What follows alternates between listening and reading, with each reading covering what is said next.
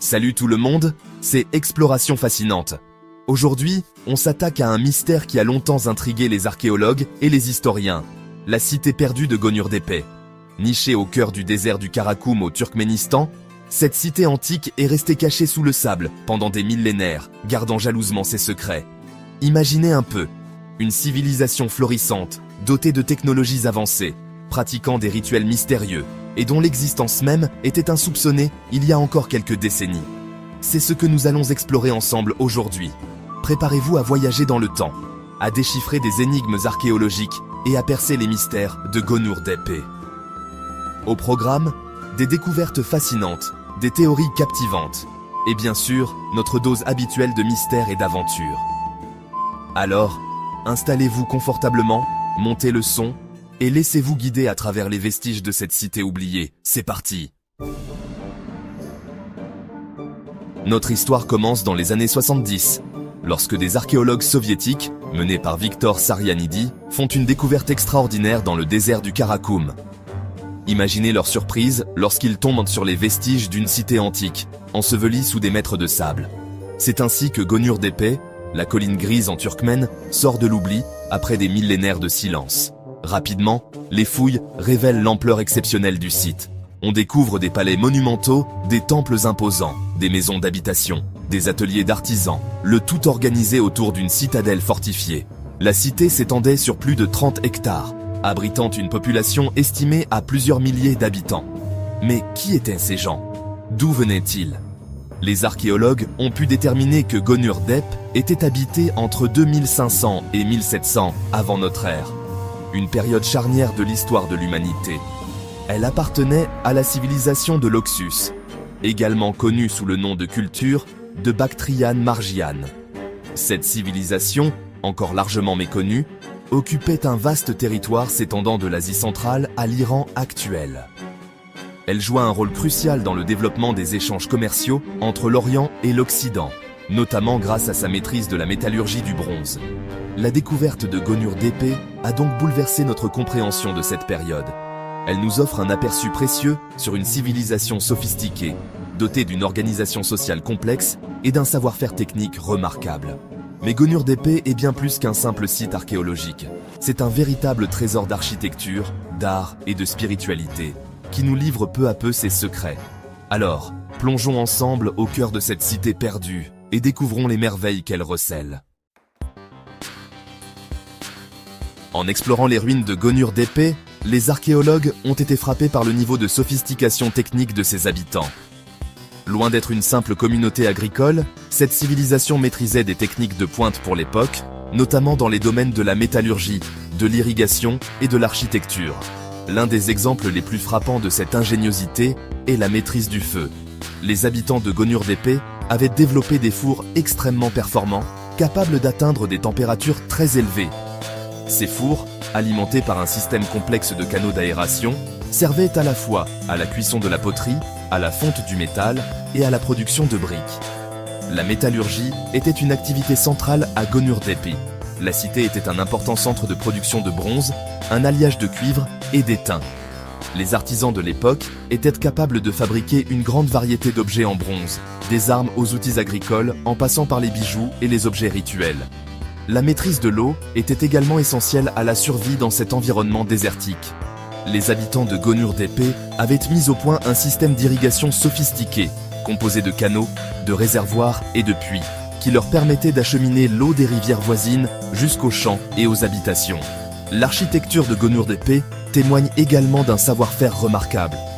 Les bâtiments étaient construits en briques crues, séchées au soleil, assemblées avec une précision étonnante. Les murs étaient souvent décorés de fresques colorées, représentant des scènes de la vie quotidienne, des animaux mythiques et des motifs géométriques. Ces technologies avancées, combinées à une organisation sociale complexe, ont permis à la civilisation de Gonur d'Épée de prospérer pendant des siècles dans un environnement hostile. Elles témoignent de l'ingéniosité et de la capacité d'adaptation de ces peuples oubliés. Gonur d'Épée n'était pas seulement une cité prospère sur le plan matériel, c'était aussi un lieu de spiritualité intense. Les vestiges archéologiques révèlent une vie religieuse riche et complexe, marquée par des rituels mystérieux et des croyances fascinantes. Au cœur de la cité se dressaient de nombreux temples et autels témoignant de l'importance de la religion dans la vie quotidienne.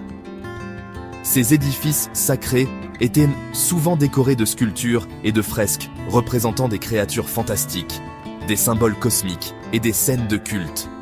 L'un des éléments les plus intrigants de la religion de Gonur d'Épée est la présence récurrente de l'autel du feu. Ces autels, souvent de forme circulaire, étaient utilisés pour des cérémonies impliquant le feu sacré.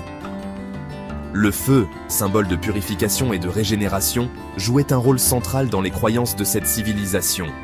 Les archéologues ont également découvert de nombreux objets rituels, tels que des statuettes en terre cuite représentant des divinités, des amulettes protectrices et des vases cérémoniels. Ces objets, souvent richement décorés, nous offrent un aperçu précieux sur les croyances et les pratiques religieuses de l'époque. L'une des découvertes les plus étonnantes est celle de squelettes d'animaux, notamment de chevaux et de chameaux, retrouvés dans des tombes humaines. Ces offrandes funéraires suggèrent que les habitants de Gonur d'Épée croyaient en une vie après la mort, et qu'ils pensèrent que les animaux pouvaient accompagner les défunts dans l'au-delà.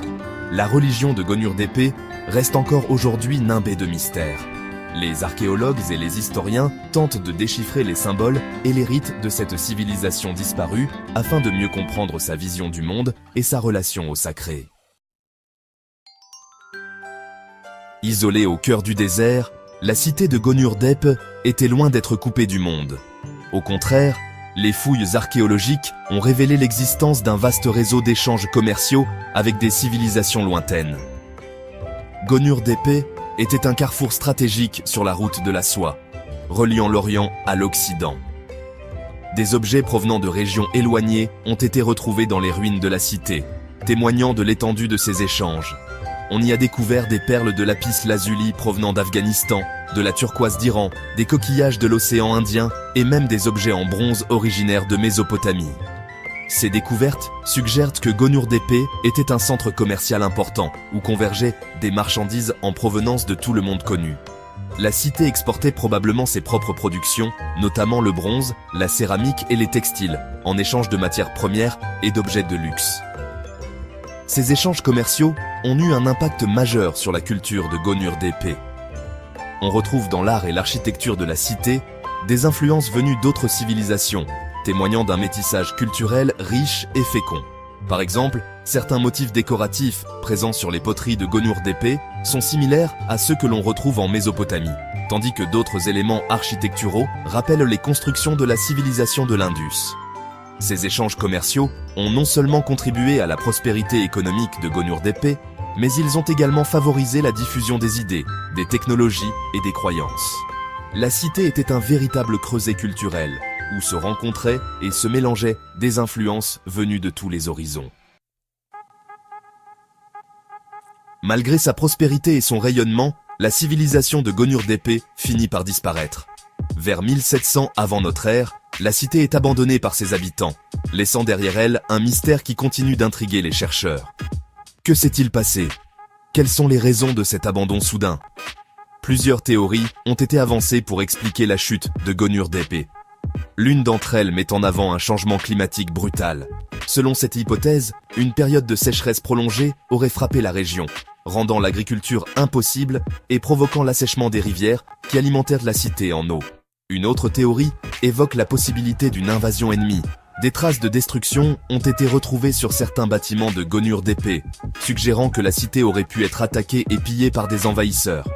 Cependant, aucune preuve archéologique ne vient étayer cette hypothèse. Il est également possible que la chute de Gonur d'Épée soit due à une combinaison de facteurs, tels que des troubles sociaux, des épidémies ou l'épuisement des ressources naturelles. Le déclin progressif de la civilisation aurait alors conduit à l'abandon progressif de la cité. Quoi qu'il en soit, la disparition de Gonur d'Épée reste un mystère non résolu.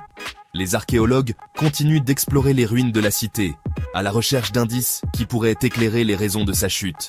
L'étude de cette civilisation disparue nous rappelle la fragilité des sociétés humaines et les défis auxquels elles sont confrontées au fil du temps.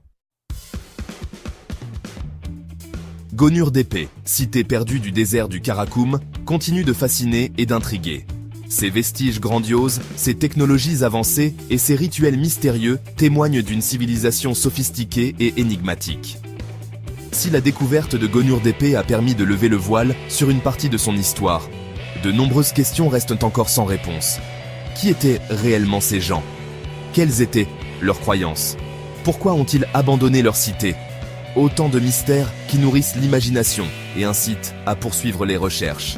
En attendant que de nouvelles découvertes éclairent d'un jour nouveau l'histoire de Gonur d'épée, laissons-nous fasciner par cette cité perdue, symbole d'une civilisation oubliée qui nous rappelle la richesse et la complexité du passé de l'humanité.